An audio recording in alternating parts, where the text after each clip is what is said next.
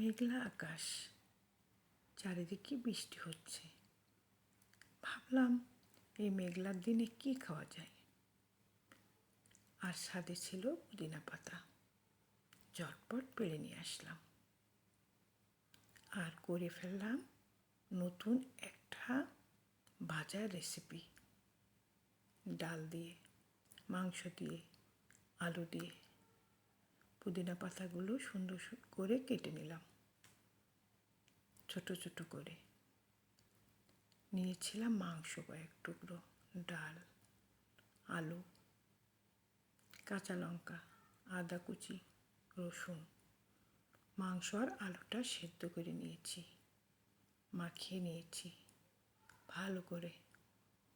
ডালটা সেদ্ধ করে ব্লেন্ডার করে নিয়েছি, সেটাও দিয়ে দিলাম। দেখো, তারপরে মাখিয়ে নিলাম।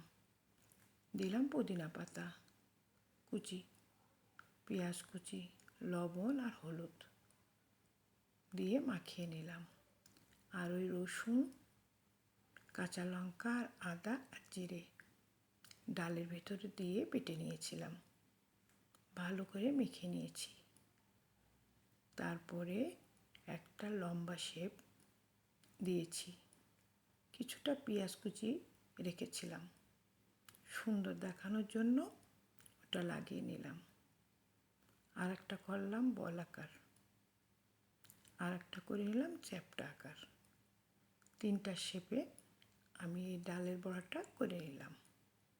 তোমরা যে কোনো শেপে এটা করতে পারো।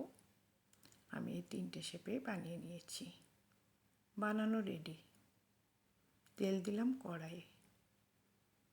তারপরে তেলটা ফুটে গেলে একটা একটা করে বড়াগুলো তেলে ছেড়ে দিলাম আস্তে আস্তে। খেয়াল রাখতে হবে ডালের বড়াটা যেন ভেঙে না যায়। তারপরে আস্তে আস্তে বাদামি কালার করে ফেললাম একটার পর একটা বড়াগুলো। যেমন হয়েছে কালার, তেমন হয়েছে ফ্লেভার, তারপরে হয়েছে টেস্টি। আস্তে আস্তে নরম হাতে বড়াগুলো আমি ভাজছি। দেখো বড়াগুলোর কালার কেমন হয়েছে। মন দিয়ে কাজ করলে প্রত্যেকটা খাবারই রান্না করলে সুস্বাদু হয়, সে যে খাবারই হোক। বড়াগুলো ভেজে ফেললাম। দেখো পুদিনা পাতা আর বড়া দিয়ে আমি ডেকোরেশন করে ফেললাম।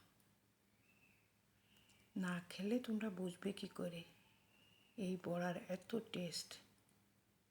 তোমরা জলদি জলদি এই বড়াটা করে খাও, না খেলে মিস করবে।